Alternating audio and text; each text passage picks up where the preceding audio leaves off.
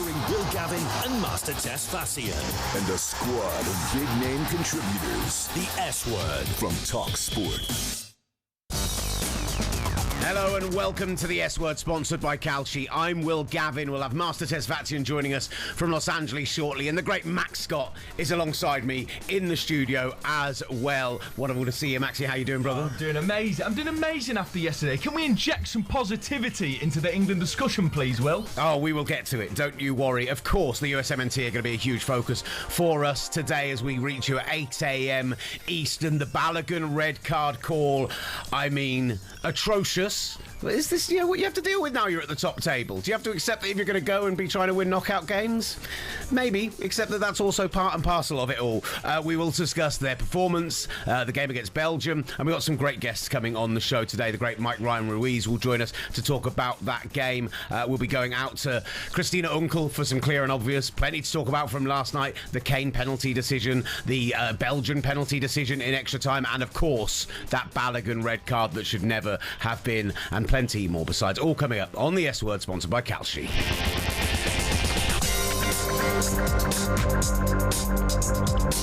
All right, Master's going to be joining us momentarily from out in Los Angeles, and we'll talk all USMNT with him. I know he has a lot of big feelings about yesterday. I imagine, but I'm sorry, that's a red card. Well, hold on, what? That is a red card on Balogun. In the modern era, if you scrape your foot down the back of somebody's calf and risk snapping their Achilles, it's a red card. Messi should have been sent off. He wasn't. Balogun should have been sent off. He was. Sorry.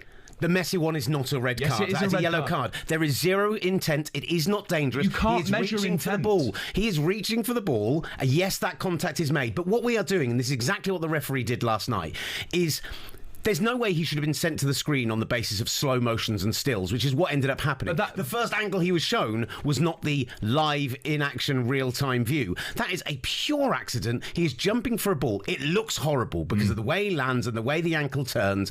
But of course you have to think about intent. Of course you have to think about whether or not it's reckless/dangerous. What about the Bukaty player who was sent off for breaking Ismail Kone's leg? Yeah, and that was also only a yellow card. We talked about this on the show. The fact that FIFA have extended that ban to a 5-game ban is making an absolute mockery of the whole system when he has no previous red cards for his country. So what you call no intent, I call irresponsible. I don't think you can call and the precedent set in the greatest league in the world, the Premier League, all season has been that's a red card. And I just think the ire that USMNT fans should have is towards the inconsistency and the preferential treatment that Lionel Messi's got, not the fact that their star striker was sent off because it's a red card in my opinion. I've got to... this is where I am getting annoyed about it, because the most boring thing from overnight is, why is that a red card when Leo Messi's wasn't? Doesn't matter. It's a different incident. It's a different game. In the same way that, we can look back at the Kane penalty yesterday and go, oh yeah, but they got one back for that Ghana one. Of course, that Ghana one was a penalty as well. The Kane one was a penalty as well. But that doesn't mean you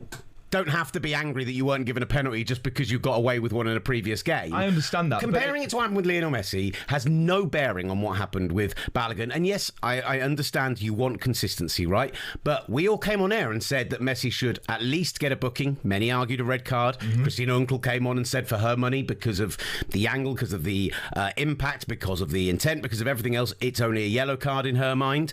I truly think that this thing of just going like, oh, this is, I saw one commentator say, why are we being treated like this when it's a home tournament? Like as if they're meant to get preferential treatment. That's a lot of nonsense. What you're asking for is you're complaining that Lionel Messi got preferential treatment, and you're asking for preferential treatment as well. But I'm not coming from that school of thought. That reeks of somebody that doesn't understand football. My argument is that the Messi conversation is relevant because it's maybe I'm taking a step back and having a wider conversation about the consistency and low standards of officiating that we see the world over.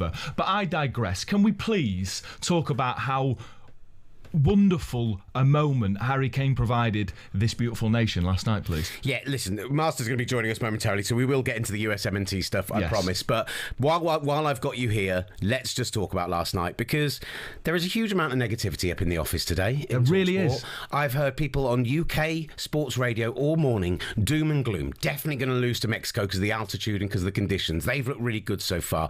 A lot of anger about the fact that the performance wasn't good enough. I have to say that I thought England last night played for 80 minutes of that game, played really well.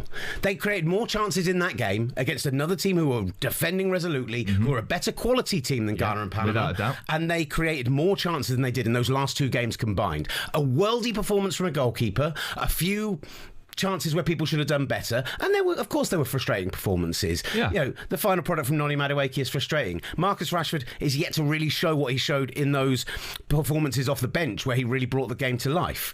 But people, I think, are negative about it because they sat there for 70 minutes seething at the idea we'd go out. Yeah. Everything was fine in the end. Everything was fine. Never in doubt. On to Mexico. I'm pretty positive about the performance last night. Yeah, I am. Look, it wasn't a vintage performance by any stretch of the imagination, but as you say, it was a big improvement on what we saw against Ghana and Panama. Yes, we conceded early. Yes, defensively, they're lacking that cohesion. Yes, Jordan Pickford needs to save that. But there's much more invention, much more pace in the pass, much more energy and movement and space for our best players.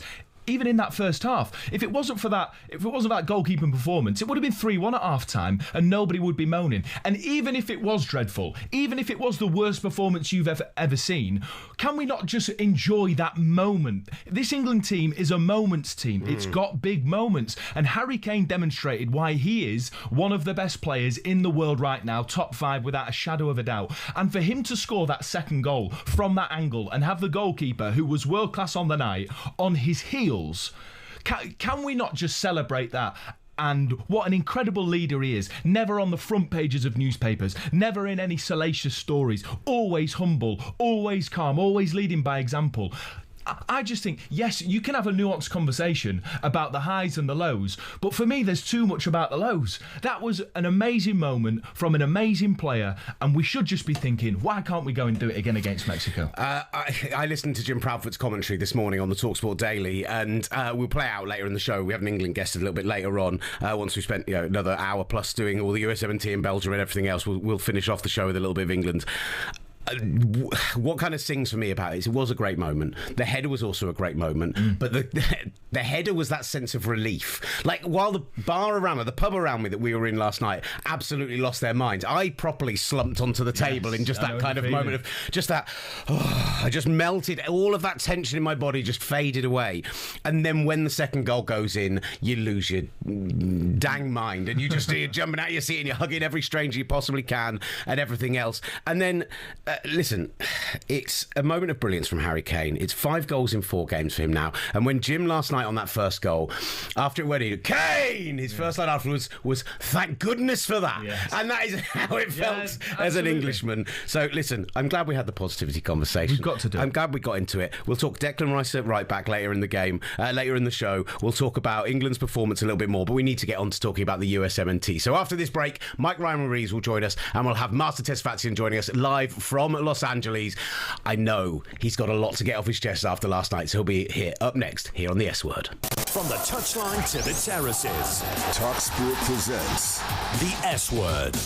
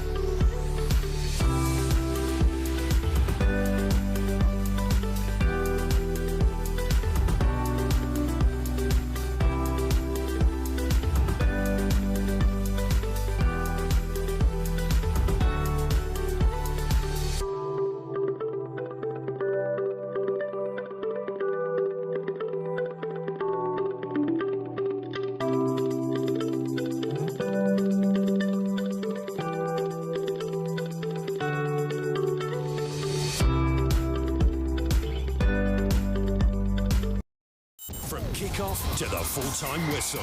Don't say the S word. Say the F word. Football.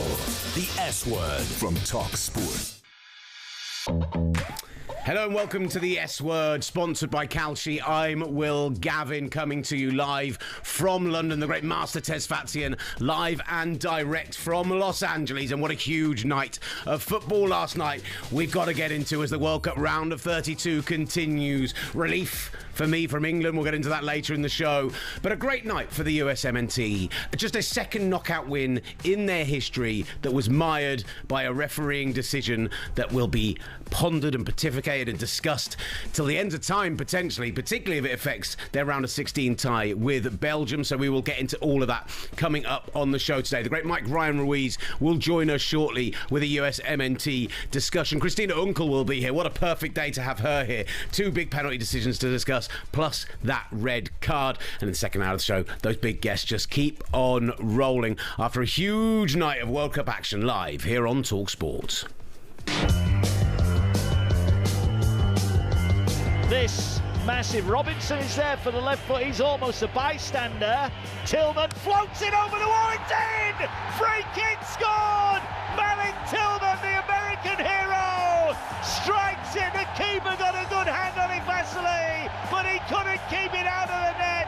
The USA get the free kick and they strike it home, a second goal. And the United States, despite being down to 10, lead Bosnia and Herzegovina by 2-0.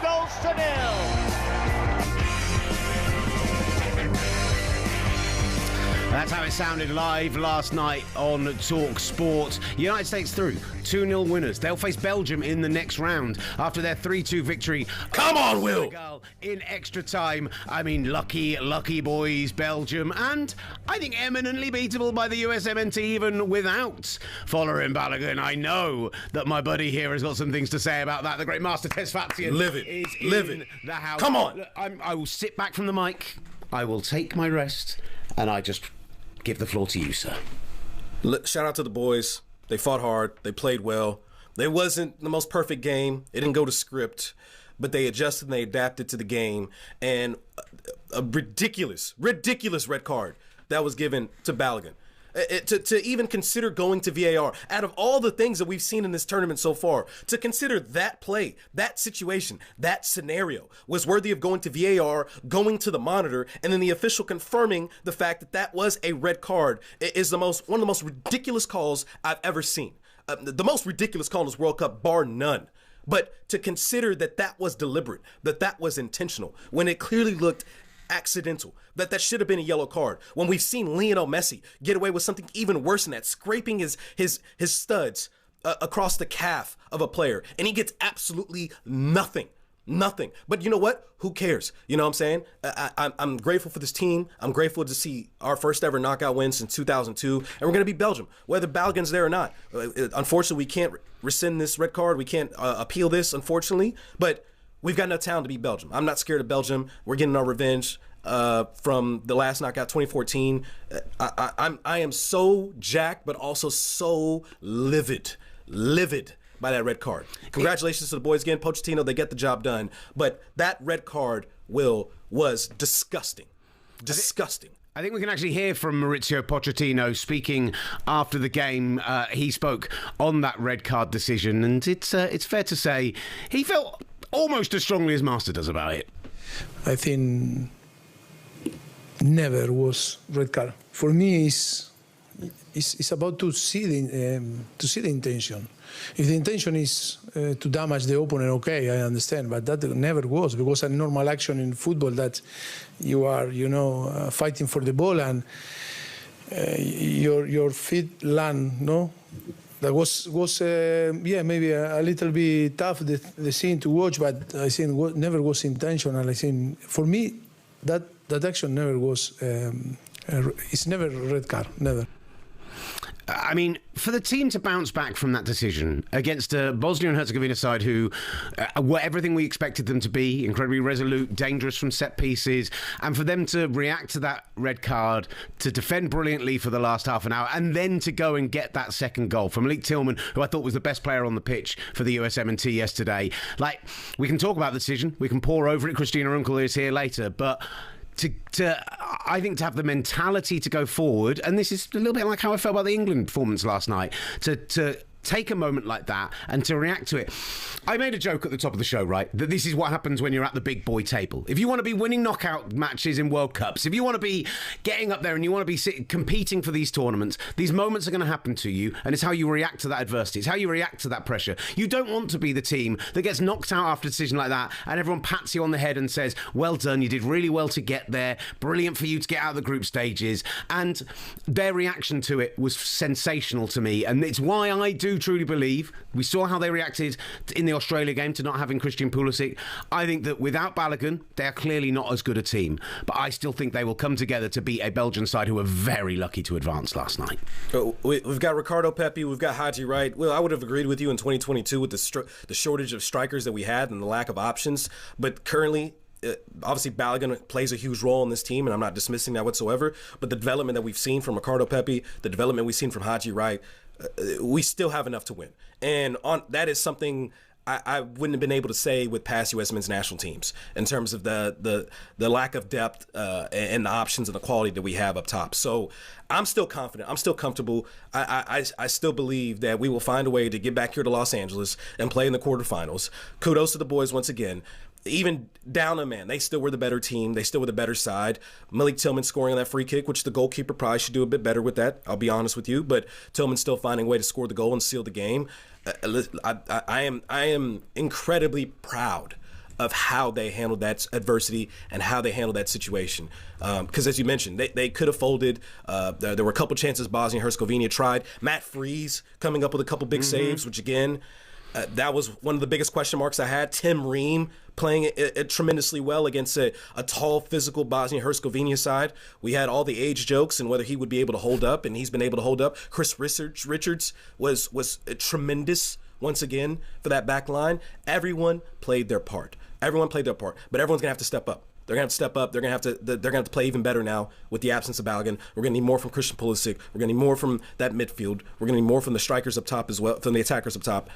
But I couldn't be more proud of how they handled that situation. They did us all a tremendous honor of winning this knockout game, and I was able to enjoy it out here in LA with a bunch of American fans, and it was just great seeing the joy and singing Country Roads, and we're halfway there, and all the other great American classics that this great country has created. And the belief is there, the hope is there, and everyone believes, and we're feeling very confident. With the Bosnia-Herzegovina side, I was hedging because that's a trap game. With Belgium, we want Belgium, baby. We want Belgium. We're going to beat Belgium. There's no hesitation on my mind whatsoever that there's no hedging when it comes to Belgium.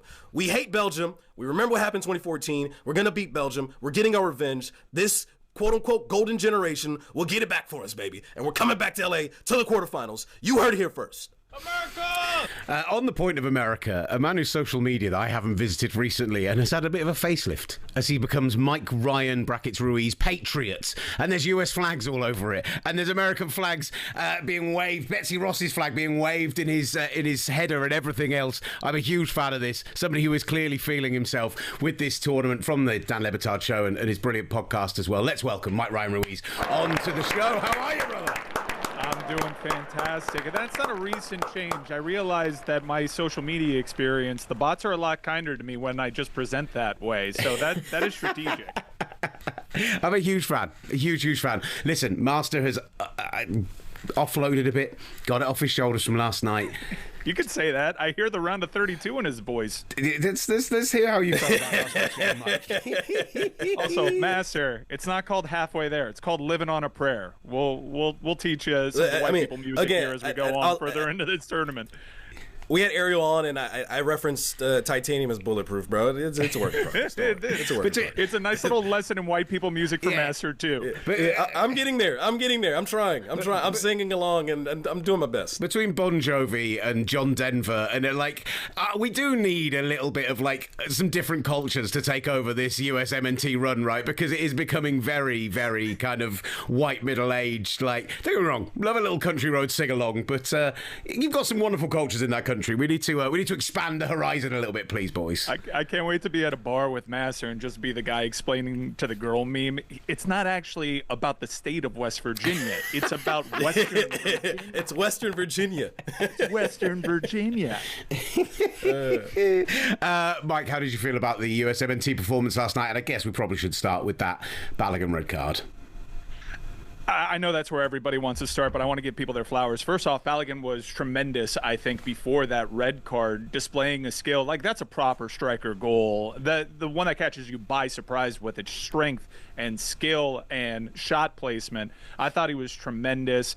Chris Richards has had a whale of a tournament. I think he's become a world-class center back here. He has been the answer to many prayers. We've been waiting for a center back this good for what feels like generations. He is a generational center back. His passing has been damn near perfect. And I know Bosnia isn't the greatest threat with their strikers. Dzeko is much older, but any threat that is whipped into the box, it's just headed away and cleared by Chris Richards quite easily. So I am really proud of how the U.S. responded to that adversity as well. A little perplexed at how Bosnia didn't make the U.S. really chase the ball. I thought Bosnia were pretty poor.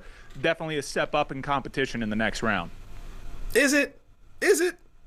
What have we seen from Belgium? Yeah, that's a good point. What have we seen from Belgium to feel like that's a step? Kevin De Bruyne and Jeremy Doku were subbed off in the 60th, 65th minute, and they played and performed better. Who is the fear here? Who is the fear in Belgium? I think Doku is the most threatening player we've played in this tournament so far, Goulier. It's a hard data point to take anything from that Turkey match, but I'm with you. I wanted Belgium before. You were in the group chat. Who do we want? Belgium, and it's not just vengeance on our mind. I think we match up well against this team, even though we have very recent data points that suggest we got crushed by Belgium in a friendly, and we beat Senegal a couple of weeks ago in this ramp up to the World Cup that gave us so much hope. But I'm with you. I want Belgium here. I think Seattle's going to bring it. I thought Pepe did well in the role that we needed him to. If Weah were on better form, I may say kick Pulisic up top and let Weah cook on the sides. But right now, we got to roll with Pepe. It's a very unfortunate red. I know we've all seen the internet scope out what Messi did and what Balogun did. What's weird is it wasn't called a foul when it happened, and we go all the way to straight red. And shout out to FIFA appeals process, because there are people that are very close to this game that still had no idea what the protocol was until we asked for a clarification. So we're stuck with this. It's really unfortunate. Balogun has been a dependable striker, a striker that we've been like a center back praying for. When he is in the box and he's in a threatening position, you have the confidence that he's going to score, and Master can attest that is not a sensation we felt supporting this men's side. It's fair to say that it was re-refereeing the game, and that's exactly not what VAR is meant to do. To watch it in slow motion, the first shots he was shown were the slow motion, and not unlike the red card that we talked about a little bit earlier in the show, in the Qatari game, when you see what happens, when you see the impact, when you see it looks so nasty that it triggers that in your head, but when you actually watch it at full speed, it's so clearly accidental. I cannot get on board with it in any way whatsoever. However, I do question this idea that Belgium are the better team to face, as much as you've had whatever you want to say about the recent results, etc. Because at 80 minutes, Rudy Garcia's there writing his resignation letter, ready to give his departure speech, and then to have that mentality to turn the game around, to win it in injury time, in extra time, admittedly with a dreadful penalty decision, they're going to be feeling themselves a little bit. I like this matchup as very, very even, rather than I think I might have fancied you straight up against Senegal. I hope they feel themselves, Mike. I hope they feel themselves. I hope they're as confident as they've ever been, because we've seen what happens when Belgium is confident, all right? It leads to them packing their bags and catching the next flight back to Belgium straight out of SeaTac Airport, all right? And I will pack their bags for them. I am ready for this. I am glad it is Belgium over Senegal. With all due respect, I love me some African nations. I do. But This matchup is delicious for us.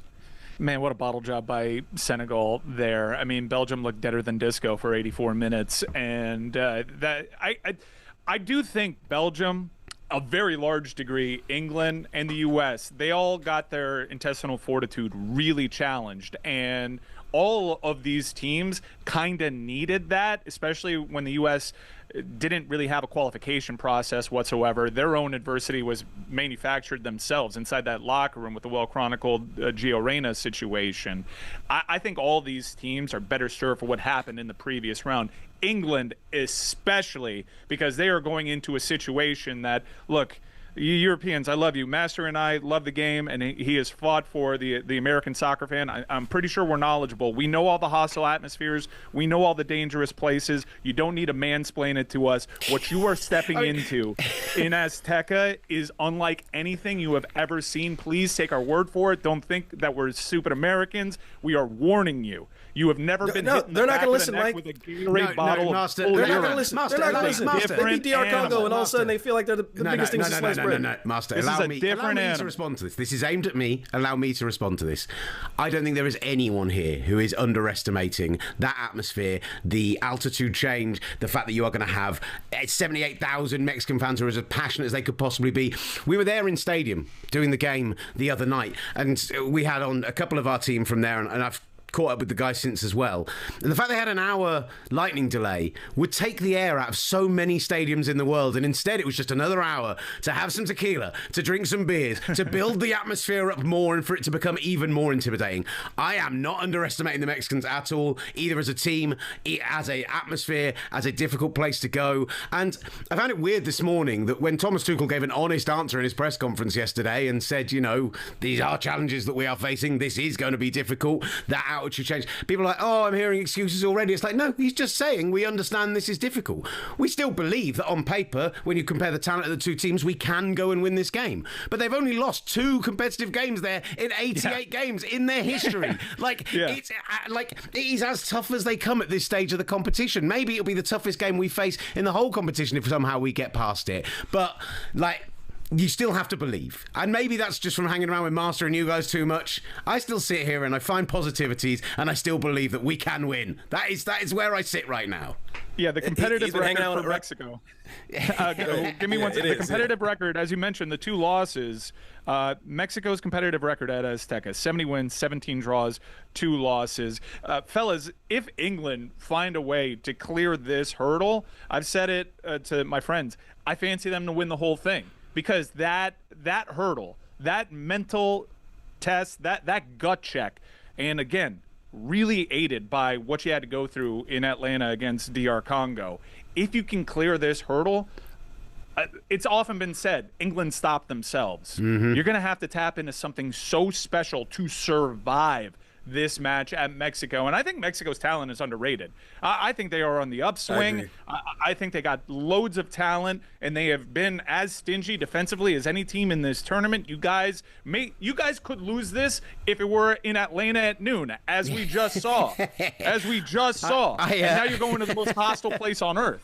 I don't want to upset my new Mexican followers, because yesterday I came on the show and gave a little kind of just I effused praise in the direction of Gilberto Mora, because I thought it was one of the best performances I've seen at this World Cup, full stop, let alone with the context of him being 17 years old and the youngest player in the knockout stages since Pele. Like, I was all over it, and now suddenly I've got more Mexican followers than I think I do 49ers fans or football fans at this point. So I don't want to upset my Mexican brethren by any stretch of the imagination, but I think that I like what you said about the fact that what England went through last night, I think, serves them better than maybe going against DR Congo, having a comfortable game, winning it 2 or 3-0, like going behind, coming back from adversity, creating more chances they created in the last 2 games combined. And the moment at the end of the game, between Harry Kane's goal and between the reaction with the fans and everything else, it's going to take something absolutely unwarranted to get past this Mexico team, and they've just put themselves in as better position as they possibly can to do it.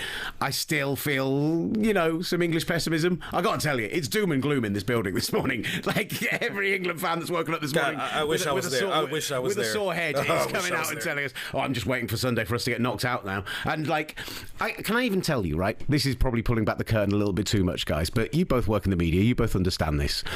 In the stadium there, we had our commentary team with their producer and their engineer. We also had a social media team who've been following the England team around, so they're on the ground there. And we had our England reporter who's sideline and does all of that stuff.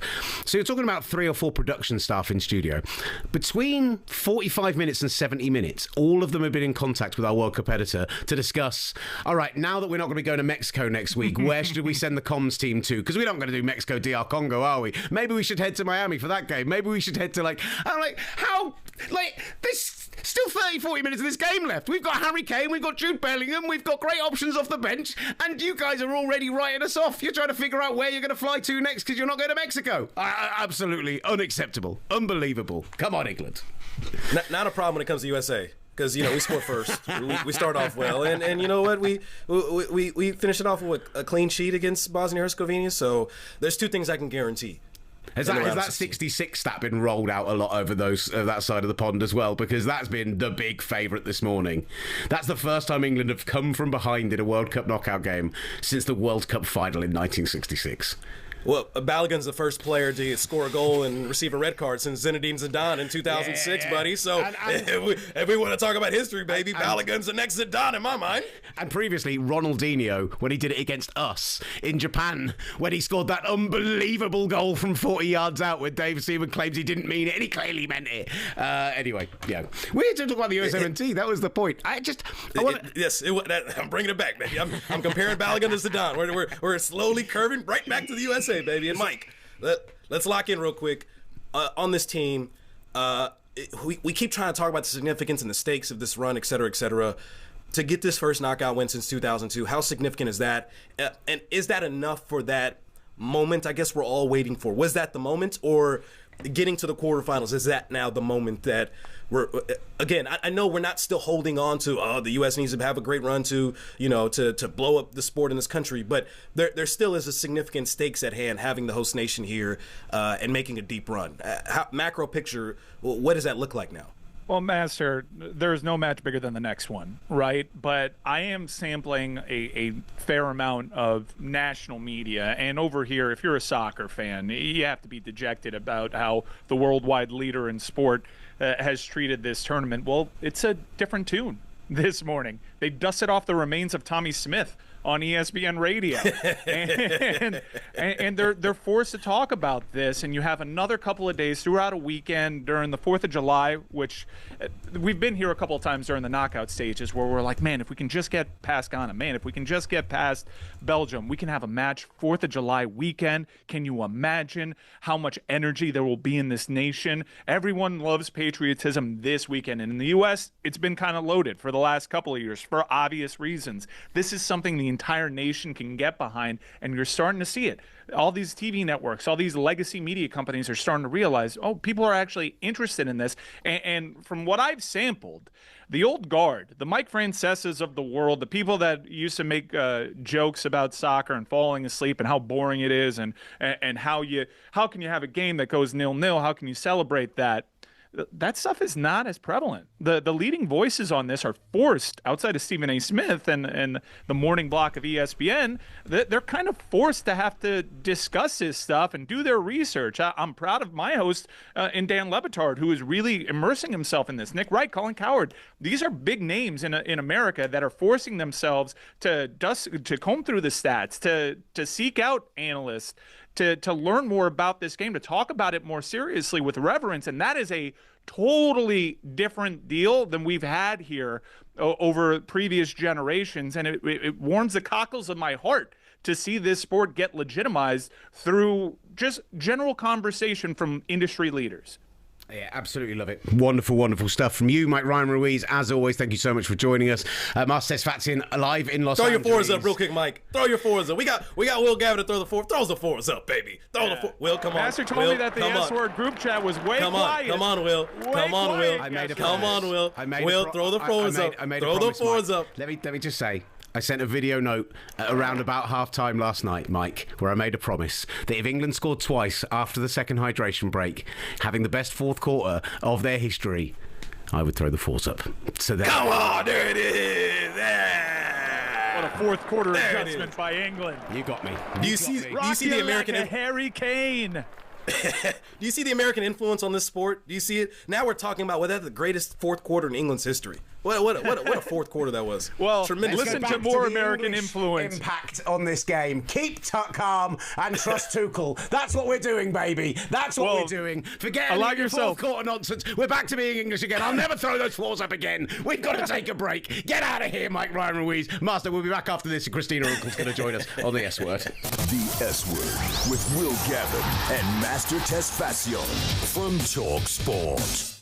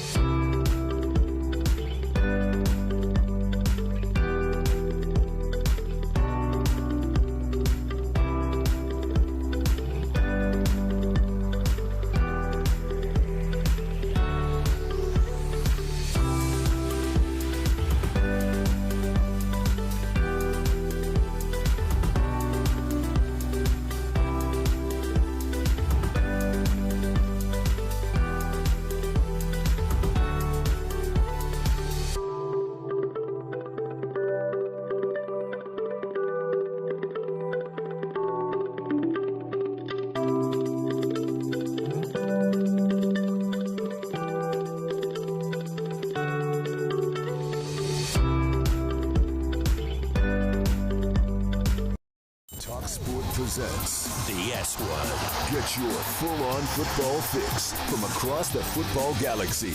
The S Word From talkSPORT. You're back with the S Word from talkSPORT. I'm Will Gavin, Master Tesfatsion, live alongside me. Christina Unkel's going to be joining us momentarily for clear and obvious a few decisions to discuss from the last 24 hours, I think it's fair to say. There's only one I care about. The Harry Kane penalty. That's very kind of you to bring that up. Oh, God. Come on. You saw the angle I gave you. Yeah. You saw the angle I gave you. Keepers At made that point, contact. I don't think. Keepers made contact. Huh? It's a penalty. Keepers made contact. Harry Kane tripped over himself. Yeah, keepers made contact. It's a penalty. It's like just because he didn't barrel into the keeper and he tried to avoid him, it's ridiculous. It's definitely anyway. It doesn't matter. We went through, so that's all that really matters. And he's still going to be available. He's still going to be. I thought we were going to spend a whole segment segment talking about that. Yeah. At 70 minutes, we were spending a whole segment talking about that. Don't get me wrong. I was going to come on air today and basically be like, "Oh, Master, just whinging about penalties. It's so clear that you just whinging about red cards that you've never been here before." And I knew that I was just like knowing in my head, I was like, how much I would have complained about that decision. Oh my God. To be fair, I wouldn't have done. What I would have said is that it's not good enough that we didn't get past that team. But eventually, we broke down the walls. We got there. We beat them.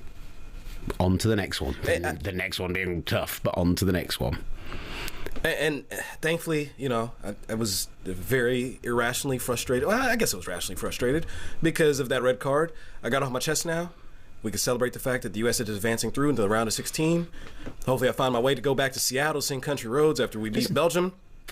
First knockout game victory in 24 years, Master. Only the second in the history. And listen, we talked about it yesterday. It's great to praise the Paraguays of this world and great to praise the Mexicos of this world for breaking their so-called curse and wonderful stuff. But now we're in the real knockout rounds. Now we're in the round of 16, the traditional next round stage. I wanted to see the USMNT advance. I want to see a quarter-final. I want to see them beat this Belgian side, knock that golden generation off, get them out of our minds and go through. And we were talking about this in the pub after the game yesterday. We kind of had Belgium Senegal on in the background, but very much you could imagine a lot of England chat. Part of it was like, oh, wouldn't it be funny if the USA got knocked out now? Wouldn't it be great for the show if we got Master on reacting to that? I'm like, no, for the show we need the US. What we need is a USMNT UKMNT final. That's what we need from this. We need our two teams to face off against each other in New York. And do you know what? If they do that, forget the budget. We're just both going. We're just going to New York and we're doing the show from out there. I also told producer Sam, I was like, yeah, I would try to figure out ways that we could be out there for games and do some shows from out there. And Sam was like, yeah, so on board. And I was like, you'd probably have to stay back here to like run the show if that happens. You don't get to join the jolly. That's the problem when you're in charge, buddy.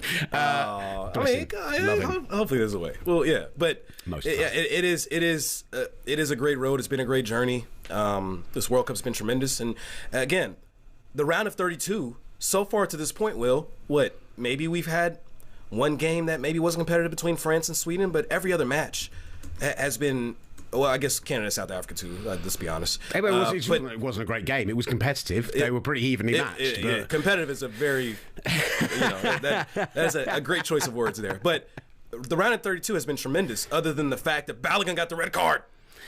We do at some point need to get Mike back on to talk about how excited we were for 9 African teams to get through and how we have seen them Don't get me started. Concede three teams in the space of 24 hours getting knocked out by goals in the 86th minute or later. Absolutely. Me and him had a long phone call after that DR Congo game. I was messaging him on Instagram at the wee hours of the morning as well. Trust me, there was a lot of that going on, I imagine, last night. Right, I think it's time, ladies and gentlemen, for a little bit of this. After review, clear and obvious with Christina Unkel on the S Word. So we didn't fancy putting in the referee from last night doing the red card call, did we? Into the thing. It wasn't as vehement. It wasn't as passionate. He didn't get as into it. Christina, good morning. I didn't even hear the call. I was too busy saying a bunch of expletives.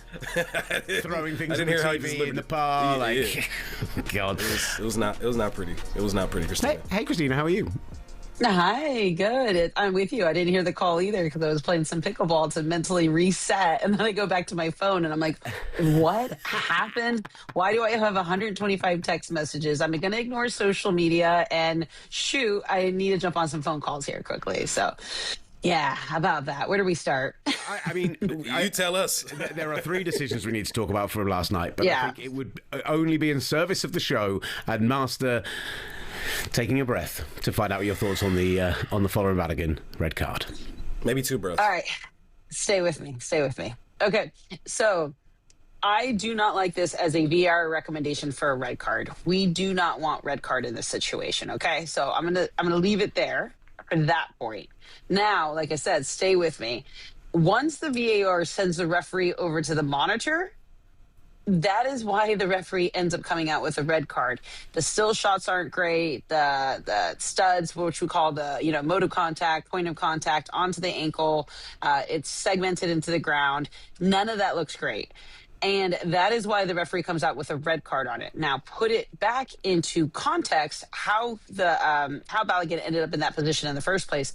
They're fighting, they're tussling, he's jumping, he's dropping down to the ground. And similar to basketball, when you jump and you land onto the ground, right, you have space underneath that, you're allowed to do that. So that is why everyone is really, really hating this, because if you still shot it, everyone tells me, yeah, that looks really, really bad. But then you put it back into context, that's what makes it not a red card. So I hope you're tracking. I hope you're following on this. And yes, I get it. Everyone has compared it to the Messi challenge in game 1 and why that was not a red card. And back again, context matters. Messi goes in, studs. Yes, it's in the back of the calf. He pulls out really quickly in the sense that he makes contact. He pulls out. The leg's not static. There's no point of a serious foul. Here it's serious foul play, right? Because they're playing the ball, so there's no point of really endangering that the player at that level. Here it's really incidental, but that's what makes it look bad. So once you send a referee to a monitor, they now end up kind of looking at it from frame by frame segment as opposed to appreciating context, and that's how I think the referees got to a red card. The word you used there was the spot incidental contact. How can you go to VAR? How can VAR call the official over? How can the official confirm the fact or change his decision and make it a red card based off of incidental contact? Nothing about that looked deliberate at all. Yeah, and that's where it comes back down to that videotape. Like I said, from that, and then we can go into, eventually here, Senegal and Belgium. You handcuff a referee when you send them to the VAR. They do not always have to accept it, but when you're sitting there and you're taking a look at these still shots and you're putting it into it, you do begin to say, shoot, maybe I did not see that as well as I thought I saw it during live play. And once again, that is why I believe the referee, and Will kind of made the referee come out and was like, red card. He was like, it's going to be a red card kind of a situation incident, right? Because he probably was like, shoot, I feel like my hands are tied because I've seen the video that makes it feel like it's worse than what it was in context. Yeah, that one is a killer. And going to that point, obviously in other leagues, we're so accustomed, especially in Europe, you can appeal the decision. I'm learning the FIFA appealing decision situation in real time, and it doesn't seem like there's a similar process as we've seen in other domestic leagues.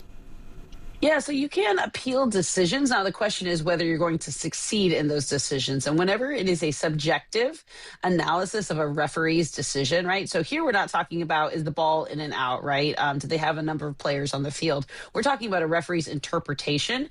Regardless of any league, a referee's interpretation is not overlooked unless it's significantly bad, right? So like, hey, I interpret there was serious foul play, red card, and then all the video shows 0 touch occurred, right? So like, that is how far in subjective interpretations you'd have to get to be able to appeal a decision and to win that decision. And that's why this isn't really an appealable decision. And I've seen people have pegged me, well, it's a VAR incorrect decision. The VAR protocol is very, very clear that there is no appealable decisions by VAR, even if it is objectively incorrect, right? It's an introduction of technology. Because if you begin to appeal the Balogun decision, right, then you're going to appeal the Messi decision, then you're going to appeal the Belgium and Senegal. Like every major decision in the game in a World Cup tournament would be appealed, and that's why they don't allow them. Yeah, it already felt like you were re-refereeing the moment. Now you're re-refereeing the re-refereeing of the moment if you then allow that as well, and it becomes, it just pop eats itself at that moment. I agree with everything you said. I don't think it was a red card, but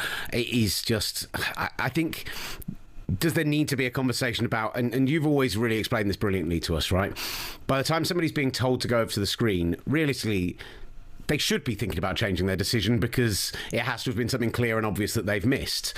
I think, for me, it's slowing. It's like the first angle he was shown, because we get to see that, was the slow motion behind shot with the ankle turning underneath, and it's so brutal and it's so horrible to see, and it immediately hits you in the gut, and you're like, I want the first thing for them to see is the full speed, here's how you saw it, here's what it is, and then from there, like, if we need to see replays, we need to see, like, I just don't know, if you you watch it with context, I just can't see a red card there. So I don't know. Maybe something needs to be changed about what replays they get to see, how they get to see it, because it doesn't work like that for me. Yeah, that's a great point, because the protocol and how you send it down from a VAR is instructed. Show them the point of contact and it's still shot first, right? Because then they can appreciate where it is, and then play it in 50%, and then play it in full speed. But that's kind of where we get to that point that you can, to your point, clear and obvious, you step over, you're saying, okay, my colleagues are thinking I've got this incorrect, and we've been training together for over 4 to 8 years. It makes you doubt yourself and question yourself when you're at that monitor. But that's interesting, because that is actually the way they are instructed, and we've been instructed to show the video and still shot to referees. But now you're saying maybe we show in full speed and then we show the point of contact, so everything can be appreciated before we go into that tragic still shot. It is completely I mean, again, I'm celebrating. I'm happy that they won their first ever knockout match since 2002. But this decision is just kind of a gray cloud hanging over right now in terms of really trying to celebrate and really trying to enjoy the moment. It really has dampened the mood. And again, for reasons I still do not. I mean, obviously you have explained it very eloquently, but to have a VAR process, to have a red card impact the joy and the emotions of the American fan right now is truly disappointing. You hit it on the head. So this tournament has been a tournament of non-VAR recommendations, right? So self-admittedly, myself, I've talked to others, we're kind of on the fence, and I'm doing live analysis, which is always the most difficult when you don't have all the angles, but you have to make a decision and be as clear and accurate as possibly. And I'd be like, it's particularly stepping into this tournament. The first couple games are, okay, what are they going to do at the FIFA level, right? Not domestic club football, not, the VAR recommendation, not the amount, like, what have they said? What has Kalina said, right? Kalina came out with another statement recently of like what he's liked and what he's not liked in the sense of level of contact that's had. So even from like a referee analyst myself on this tournament, I'm kind of like, I don't know what they're sending down all the time. I'm like, okay, great. I got it. They established a very, very high bar for what's clear and obvious for them. Contact itself that we see in domestic play is not going to be sent down. Okay, got it. No problem. Whether I agree or disagree, at least I know the pattern and the consistencies. And then we had yesterday, and I'm like, I don't know what we're sending down anymore, right? Like the Belgium-Senegal game, I'm like, if they send this down, he's going to come out with a penalty, but it shouldn't be sent down in the first place, which is the whole point of the Balogun play. It shouldn't have been sent down in the first place. So just to go into that decision, and heartbreaking for Senegal that, just barely 6 months after what happened in the AFCON final, for it to come all the way back round, I even re-watching it still don't see penalty, but the fact that it's sent down and it's not clear and obvious, and can you try and make sense to me, Christina?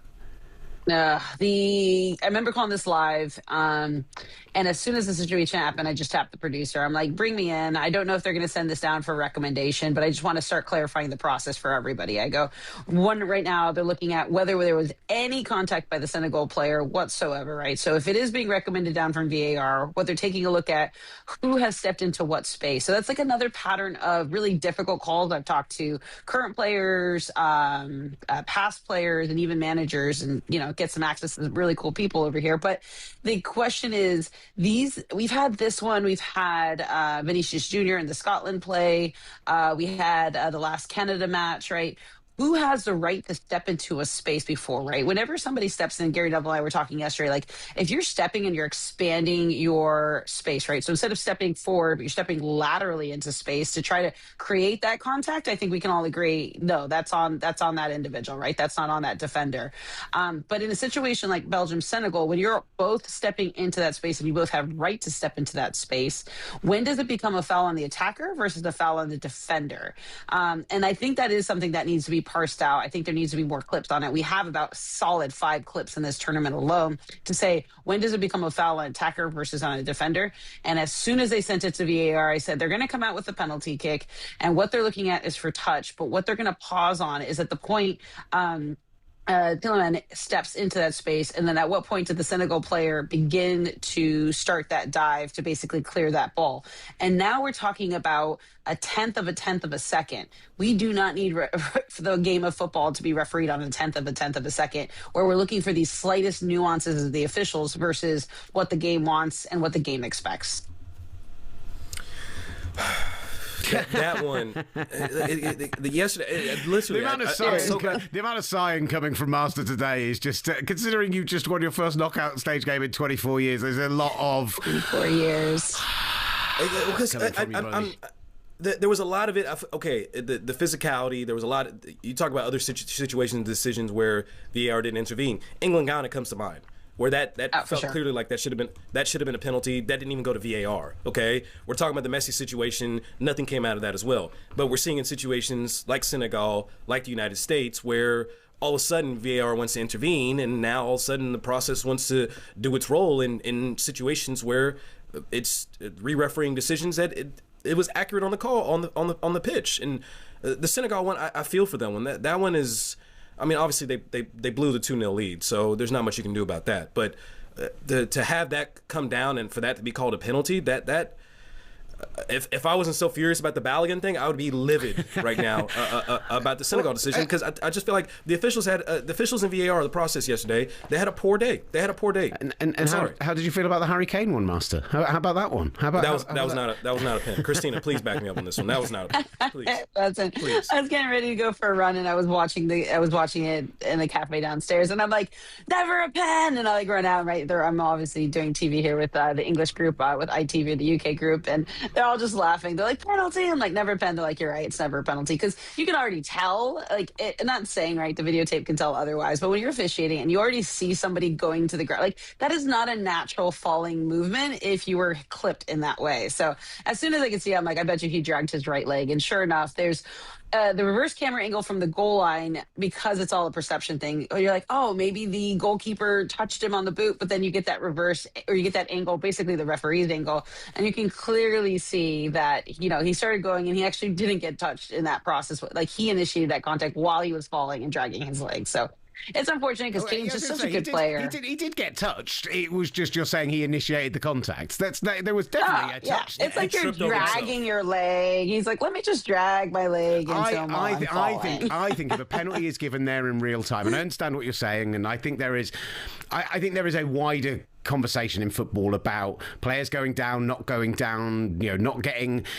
The fact is unless you're doing a very clear dive where you're not touched full Arjen Robben style, but if you know you're going to get contact from a keeper and you go down, and there's so many times we see players don't. They try and stay on their feet and they don't get the decision. So I'm not calling it a straight up pure dive, but my point is that I think if that's given in the moment and you can see the keeper's contacted him, are we overturning it? Yes, you would overturn it. I think the expectation is to overturn this. There is, once again, still trying to figure out, at what level VAR is intervening into decisions, but I think you overturn this. I'm hitting the overturn button. It's this big red button. I'm hitting it. I'm like, get to the monitor. Where's my big red button? I need it. Where's it gone? The easy button. I always used to joke. I'm like, it's not the easy button once you hit it. They already got blessed Christina with a no pin call in England-Ghana. Now they're like, the way he's framing, he's like, come on, that was a pin, right? That would have stuck on the call, right? That would have stayed on the pitch, right? Come on, just give me a little bit. Give me a little bit. But I think it's the same bias that the Americans have, right? To a certain extent on the Balogun. Is it a red card? The answer is no. But the visceral energy level, including yours, my friend, I'm just like, okay. But there is some room to argue, is this a yellow or is this a red card, right? There is some space to have there where everyone says it's clearly not. And I'm like, okay, I don't think we can go to that extreme, but I don't think it's a red card. But if that's a yellow, no issues whatsoever. Yeah. But the fact that it was called, there was no card given, and it went to VAR, and then it was given a red after that. I've gotten it off my chest now. Now that you said that this was not a red, I went on a great rant to start the show. You confirmed that was not a red. I'm also absolutely fine with it not being a penalty for Harry Kane. It shouldn't be a yellow card for diving. Should not be a yellow card for diving. He's saying that now, Christina. He's saying that now. If DR Congo would have won, this whole segment would have been literally all about Harry Kane's non-pen call. But you know what? What if just faded Master down, turned his camera off, just been like, just me and you now, Christina. Come on, let's be honest. Yeah. Come on. This feels more like therapy sessions. I feel like I need to build it. It really is. Yeah. I'm not right. Clear and obvious therapy. That's what this is. Yes. Christina, wonderful stuff from you. Thank you so much. As always, thank you so much. Christina Unkel joining us here on the S Word. We are sponsored by Calci. We are live on Sirius XM FC. We are live on YouTube, so please check us out at the talkSPORT S Word and talkSPORT YouTube channel. channels. There's loads going on in the chat as well, so we'll get to that shortly. But up next, and in the next hour, we've got Nate Bukaty joining us. We've got the great Mickey Gray joining us to talk about, could Declan Rice actually play fullback for England in the next game? But the MVP, not recommend. yeah, it's so funny when you're like, do not recommend, and they immediately put that cross in that we nearly scored. It's like, calm yourself down. But up next, talkSPORT's MVP of the group stages of the World Cup joins us live in studio. If you don't know who I'm referring to, you will do in about 3 minutes' time. Bringing all the biggest football debates. Stateside. The S Word. From talkSPORT.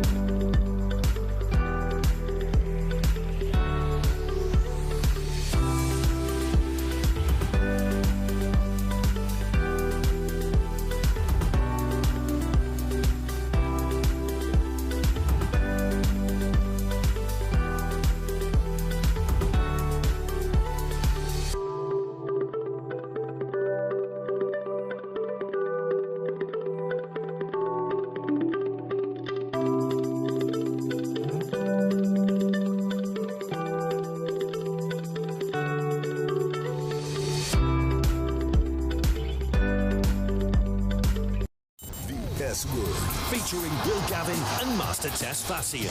And a squad of big-name contributors. The S Word. From talkSPORT. If you were watching closely there, you saw me looking into the gallery just because I've just had it down that breaking news, Man City have confirmed the signing of Elliot Anderson from Nottingham Forest. I don't know if they've announced an official fee, as the two sides were arguing over this over the last couple of weeks, but breaking news, that signing is confirmed. The day after, by the way, Adrian Durham gave him a farcical 1 out of 10 in his England ratings yesterday. Rubbish. It was, I would say, his weakest performance of the tournament so far, but also in the second half he was really important, played a really key ball through to Jude Bellingham in the run-up to the goal. Like, if you want to give him a 4, that's fine. A 1 is very, very, very harsh. Anyway. In Durham, I trust. I am Will Gavin. The voice you hear is the great man, Master Tess Fatsian, who is live from Los Angeles, California. And joining us now. Last night, she was wearing a Congo shirt.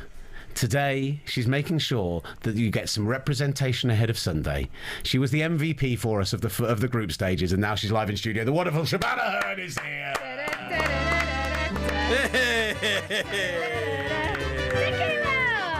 Hi, Master. Vamos! Vamos, Shebahn! ¿Cómo estás? How are you guys? Great. Can you actually see with those glasses on? Is that? No, don't worry. I'll de-rig. I'll de-rig everything. I'll take my clothes off. Not in that way. Yeah. Just that glass is fine. We can keep the poncho on if you so wish. That's actually quite a nice vibe. Yeah, I like it. It's a great vibe. Don't take it away. Because if Mexico beat us, is that Will's? I'm going to be wearing it. So. Well, seriously, I was given, which was lovely, a Mexico top before the group stages, before the draw was done for the World Cup, and I gave it to my sister. And I was like, you have that. By the way, Master, I was just telling Will in the break, we've had some brilliant times in Mexico over the years. So I was like, oh, yeah, Mexico shirt, brilliant. I gave it to my sister, and she's away travelling with it at the moment. So I couldn't wear the Mexico shirt, but somebody else had the poncho in here, so someone else has also been rage baiting before I got here. It looks better. It looks better on you than it does on Will. Let's just say that much. Bit hard. I have a wonderful curves, thank you very much. And the poncho covers them up lovely. Shebahn, thank you so much for coming in to join us. You've been back, maybe a week or so now. Other than the fact that you texted me earlier calling me bro, which some of the Americanisms have made their way back. Look, I that's don't amazing. Lose the Americanisms. Master, I don't think the Americans get the praise that they deserve in this tournament as well, by the way, because I was just saying to so many members of our production staff that the Scotland fans, we know what we were there to do, no Scotland, no party, but actually as hosts, and I was only in America, I didn't get to go to Mexico or Canada or whatever, I think they were just so welcoming and fun, and there was only one or two that were a little bit grumpy, but everyone else was embracing the tournament and having a good time. Have you seen that they've de-rigged the Boston fan party, despite the fact that they have a quarter-final game being played in Foxborough? Because literally no Scotland, no party at this point. No point. Let's just, they're not here anymore. Let's just take the stage down, get rid of the screen. Let's just, don't worry. World Cup's over for us. I am so sad that it's over for them as well, because they were just so welcoming and fun and warm and helpful. I actually think the Scots and the Americans have more in common than we first realised. Tell us. We all hate England. When I saw you yesterday wearing the Congo kit, and I knew you was gonna come on the show today, I was so ready to say no Congo, no party. I was going into the 7th minute as I'm literally having a monologue in the show chat because no one's responding to my text messages talking about the game. My phone got thrown across the room about 10 minutes before that. I was so happy for this segment. I'm like, we get to sing no Congo, no party. Oh, this is gonna be such a great show. And alas, we get to celebrate Mexico here soon in a couple days. I don't know if you hear. I know, and I'm happy for England. I genuinely am. All shade aside, I actually think it would be wonderful if England won this tournament because. Seriously. It's still my beating heart. I mean, everybody's to do the whole swear of my life and all that kind of stuff, or swear of my kid's life. I think it would be wonderful for this country because there's a lot of negativity. There's a lot of, be it politically and whatever, there's a lot of, splits and separation and, anger. So I think if England won it, I mean, remember when the Lionesses won the Euros, the party, the scenes, everybody all, for a brief spell of time, we're just all on the same page and everybody was talking about the same thing and everybody was celebrating the same thing. Also Harry Kane, I mean, last night, don't get me wrong, I was waiting, I was excited with the shade and stuff, but when he scored, I just went... You would have got a text message saying, don't worry about tomorrow. Yeah, no, you would have not had it. But Harry Kane, I mean, I just applaud that man. I think he's absolutely incredible. And he sometimes takes heat. I still think he's, in a way, worldwide underrated in football. I agree. But I think if they could win the World Cup, I think it'll be wonderful for this country. And I live here, and I've lived here for 13 years, and my children are born and raised here. My daughter was saying she wants England to win, and she was saying that so I would come home earlier. It didn't affect either way, but I think it would be brilliant for them. I really, really do. So go on, England, but I'll be there to mock you if you don't. It is an interesting point on Harry Kane, right? Because they had this conversation in the studio on TV yesterday, and they had this conversation we've been asking fans in the streets, and we've been talking to people about, is Harry Kane, and in fact actually I saw that they were asking on the TV coverage last night, they were asking a lot of players about, is it England's greatest player in the greatest moment? He became the greatest World Cup goal scorer last night. He tied Pele at 13 goals. He's, records are absolutely tumbling for him at international level. And yet whenever we have this conversation, Gary Neville talking about it was like, if you were saying finisher and centre forward, I think I'd say yes. But if you were saying best overall overall player, oh no, I'd say Wayne Rooney still. I'd say X, Y, and Z. I'd say I still think somehow at this point, despite breaking every single record, Harry Kane is underrated, and I think Harry Kane is the greatest English footballer of all time. Certainly of my lifetime, of time I've watched, and we've had some great players. Whether you want to go mercurial talents like Gaza, whether you want to go great goal scorers like Gary Lineker, do it all guys like Wayne Rooney, whoever you want to pick, Harry Kane is the best English footballer I've seen in my lifetime. I think because he played for Tottenham and people didn't like that, because he's not necessarily the most gregarious character and he's posting these awful TikToks about, you know, where he's doing ranking as American foods and people are laughing at him. But I just think that moment last night was as good a moment as an England fan as I've had in the last 20 years. Good. And if somebody makes you feel that way, you will idolise them and give them the praise and respect that they deserve. I mean, I actually think the word that you mentioned in there, well, is character. You know, he might not be the character that England fans want him to be, but he's not there to be that for you. He doesn't owe you that at all. What he does on the pitch is show nothing but character. Whereas off the pitch, you've got Jude, you've got Waza.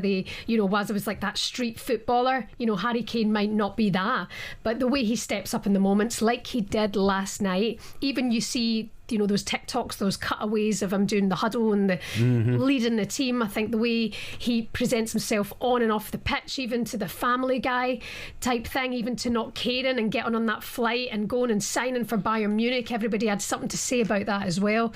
I think he is a leader, and fabulous to do what you did last night. When the pressure is on, there are people who talk and there are people who do, and Harry Kane is a doer for England, and for him, I would want him to win the World Cup. Absolutely, all day long. I really didn't think, Master, having Shebahn in studio was going to lead to a Harry Kane conversation, but she started. I want to be really clear on this. Then you asked poetically about it. Let's get to Scotland here, Shebahn. How about that, okay? Because obviously we had a lot of fun having you guys here, but not making it out to the knockouts and then seeing what's unfolded since then. Do you think it was proper for him to step down, for Steve Clarke to step down? Yeah. I think maybe in the end it was. I mean, make no bones about it, Steve Clarke didn't go to the World Cup just to get a win against Haiti. He went to get a dominant win, I would say, against Haiti, and that didn't happen. And in the aftermath, it was, let's just try and get the win. And that's what we said that we set out to do, and they did get that. But they needed a superior goal difference in order to try and get our place in the round of 32. No bones about it, that's what he wanted. That is what he wanted at this World Cup, and he's not been able to get the job done, and it's not all on Steve. I think some of the players didn't step up quite the way that they could have done. They'll be reflecting on their own performances, or maybe watching them back going, oh, you know, I didn't do enough. But I think in the aftermath it was the right decision, because I think with this team that we've got a short time now to turn around and try and get out of the group at a major competition. And obviously we're looking at the Euros now. There's going to be here on our doorstep. That should be the tournament that we are looking and going, we need to get out of the group. And I don't know if Steve Clarke now is the man for that. And one thing that I've been hearing a lot on talkSPORT is judging Thomas Tuchel. Is he a winner? Is he a loser? You need to see out the process to then understand if he is or not. And we've seen out the process now with Steve Clarke. 100% he got us there. I really like that he's done that for us. I admire that. I respect him. One thing I did say, I didn't enjoy his chats with the media, or the lack of the chats with the media. I think that's important when your country's at a major tournament, and he didn't give us that at all, and that is part of the job. Therefore, I think it was the right thing that he stepped down. All that said, nothing but respect and grateful that he took us to major tournaments. You know, that was Steve Clarke, and all that said as well, he's got quite a good team there. So I wonder if a different character, a different manager might take our team a little bit further. Is it worth them taking a little bit of a risk with this next manager? I say that purely because the next tournament you should qualify for, right? It's the home nation Euros. I think we get 2 out of 4 places guaranteed. So if Wales and England qualify through the qualifiers, you get a place anyway. Yeah. Or Ireland and Wales, or whatever that looks like. So is it that you could spend a couple of years trying to build forward, trying to look at the youth, trying to and maybe being a bit bold with the manager, maybe going for somebody like Darren Fletcher's coming massively in on the betting recently. I think that's a really interesting shout. Who do you like, and what kind of direction would you like to see him go in? I would like to see an Ange approach. I really would. The only thing is that money talks, and I don't think we have that money. You know, I don't think we'd be able to maybe offer that, but do we now look and go, hold on a minute, let's stop being this country just that's good for fans and let's go do something at a tournament, because I think we've got a squad currently that could do that. And naturally, you know, 4 years now from another World Cup, we're probably going to be looking at the players who are in the prime now who are going to be past it. You know, so there has to be focus on the youth coming through, and I think actually there's a number of them. Scottish football then comes into the conversation as well. As where are they? Yeah. Where are a lot of them? You know, for me, the man is Ben Gannon-Doak. I'm looking 4 years from now, build it around Ben. Do it. Don't mess around with that. You know, because for me, he's the Scottish generational talent. You know, and you don't see them all too often. So I would say build around that. I think you've got good leaders there. There's the balance of youth and experience. But I would like to see them get together for Scotland and express themselves the way they do at club. You know, they get together and that doesn't always seem to happen. Now, what do I know? Nothing. I've never played at international football. I've never been a footballer, but I do know that they seem different when they come together. You know, the England camp don't seem like that. You know, look at this Norwegian side. Look at Erling Haaland. Has he not been brilliant? I mean, going down off a story for another time, but I just think the way he presents that is somebody who's true to themselves, who's allowed to express and be themselves in any environment that they are in. And I think if we've got these players who are allowed to do that at club, let them be that way in a Scotland shirt as well. You know, and that can't work for everyone, but for me, there's a man management side of things where I think might have been off with Steve Clarke, whereas all I hear is his man management is absolutely sensational, brilliant man manager, but I've seen him man manage media and it's absolutely tragic. So something's off. Yeah, it was cutting yourself short and walking away from press conferences is not going to go well, regardless of what country you're in. But you talked about the Scottish Premiership. Very interesting, because here in America, there's been a huge fascination with the league and a lot of American investors that are taking ownership of a bunch of these clubs.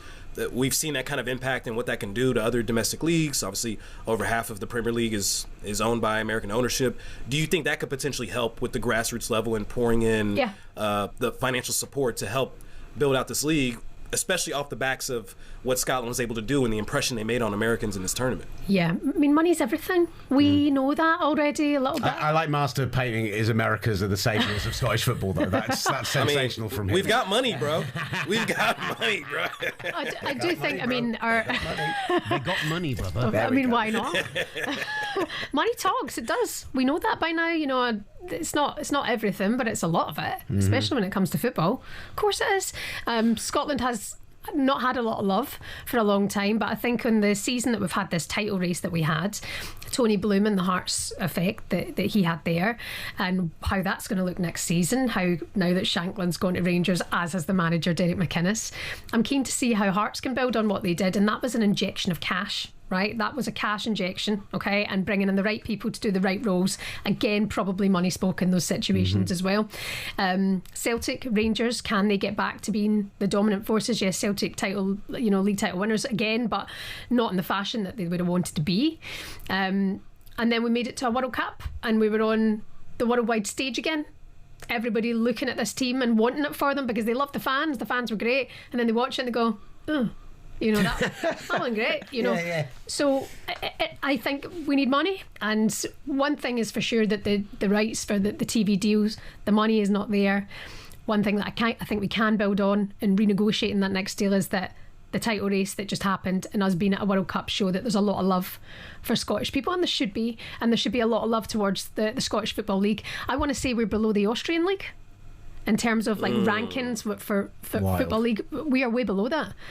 It's bad, you know. So I think whilst we're at a World Cup and we've got this momentum on our side, and we've been at a World Cup, we can see we've got good players. Something needs to be done to root out where the talent is going forward and the money coming in. I'm not a business person. I don't have the answers to that, Master, but I mean, we'll take anyone's money at this rate. I will say this much. I've been invited by so many Scottish friends to come watch matches in the Premiership, and I have literally plans to go to at least 3 or 4 matches this season. There you go. Based off of what happened at the end of last year, the incredible race, based off of what we've seen from Scotland and Tartan Army here, and obviously the Scottish friends in which I already know and they appreciate, and just seeing the sentiment that exists and the love that they have for the sport, I am dying to go see Hearts. I'm dying to go see Celtic. I'm dying to see Rangers. Let's get you Celtic. Masters, just take you a Celtic game, and then you'll have such a good time, and then you'll go to Tynecastle and you'll be like, meh. and you go to Rangers and you go... He doesn't need to be a front runner for another team. I don't mean you enjoying Motherwell or Premier League. whatever. Let's not start giving him some. Listen, listen. Number one on my list is Hearts. I need to go. Oh, come on! Wow. I need to go see Master. Hearts. Oh, I need to go. plastic fan. I mean, you would, 2 years ago you'd never have said that. You would never have heard it. You'd never have heard of Hearts. Not a clue. I have a heart. So we all know Edinburgh's the better city. We all know that Hearts are the better team. We just real soul, real football fans. None of this, behemoth, massive. I'm with you. Let's be Hearts fans. I mean, I'm even wearing the maroon today. Again, I didn't say I was going to be a fan of anyone. I just said I'm going to go explore and appreciate the culture and enjoy the different identities that Scottish Premiership has to offer. Oh, there's a lot of identities in Scotland, especially when you take in the Football Master. You think there's a rivalry between, Spurs and Arsenal? Well, you need to go and see the rivalries in Scotland. It'll change your outlook on the game for sure. One of my good Scottish friends, him and my cousin, they went to the Old Firm Derby, the cup final, the one that went to pens and everything that they were in the stands for that, because our Scottish friend is a huge Rangers fan, and that he's always kind of told us how the Old Firm Derby can be, and spicy. Basically he had one objective. He was like making sure we get out there safe and sound. Right. A huge thank you to the wonderful Shebahn Aherne. I mean, we had you singing on the show. We had you jump in a pool on the show. When I called you the MVP, can we at least finish with a little let's get the mass fiesta going again. Let's get the music going. Vamos, Shebahn. Let's at least enjoy mass fiesta. I totally know. Come on. We are going to have a lot. This is exactly what we're going to see. Upside down's fine. He's on the wrong way. Vamos. I'm